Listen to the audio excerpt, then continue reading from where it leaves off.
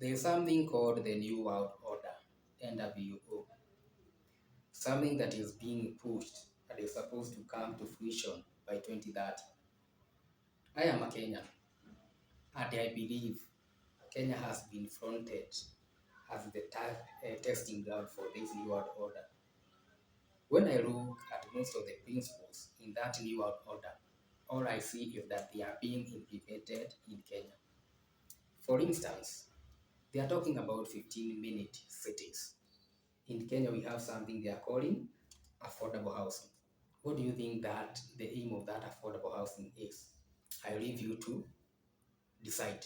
In my own opinion, I believe that the affordable housing is supposed to be a starting point for those 15-minute cities. The next thing is the GMO food. So, GMO food, when you plant a GMO seed once, you cannot replant it. The organic food, you can replant that seed forever. But with the GMO food, you can only plant that seed once. Look at what happened when Mr. Ruto was sworn in. Who came to visit Kenya? Mr. Bill Gates. And what is Bill Gates doing behind the scenes? He is pushing GMO seeds on us. Slowly but sure, the government will start distributing the GMO seeds from Bill Gates. We'll start planting it on our land. Our parents in the village do not understand that GMO seeds cannot be replanted. So when they plant the GMO seeds once and harvest, the harvest cannot go back on land. What does that tell you?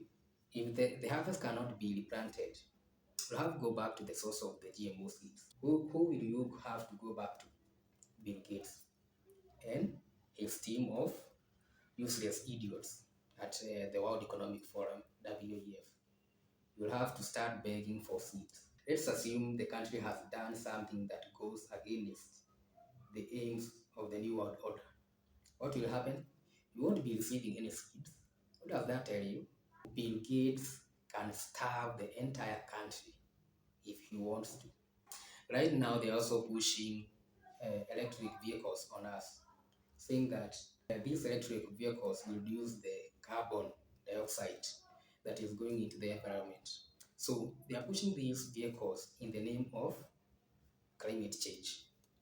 But if you look at what God created, God was very smart.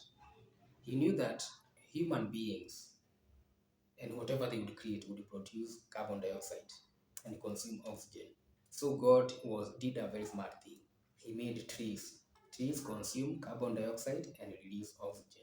The one thing you do not know is that these electric vehicles are very computerized, meaning that they can be controlled remotely.